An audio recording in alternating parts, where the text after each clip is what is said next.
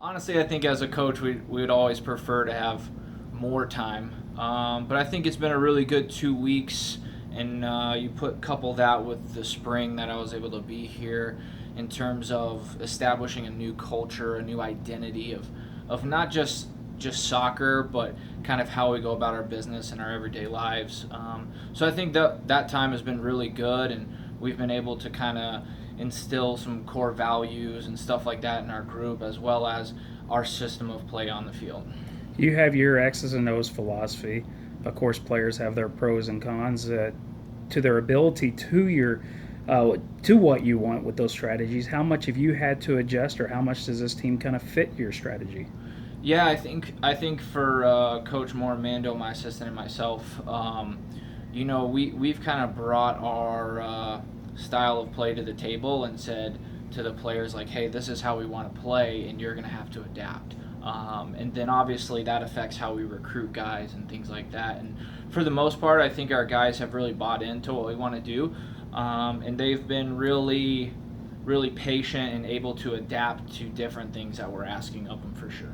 Feels like we go about 5 months without any rain. Of course, players report, and all of a sudden it gets cool out. You've had a lot of rain. Have you had the opportunity to really see the most of what you have heading into opening the season in Colorado, especially with one of your scrimmages was rained out? Right. No, I think that's been a real challenge for us. I think the other challenge is with our staff getting here kind of late in the recruiting window for 2016. Just getting players into school and all their paperwork done and getting them cleared by the NCAA has been a real challenge.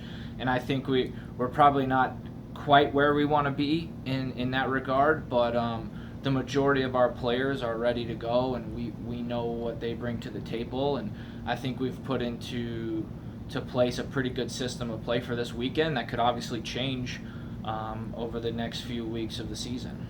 You don't return a majority of the scoring offense, so of course there's going to be some new names scoring goals for your squad. Tell the folks some of the names they'll be seeing and some of the new faces.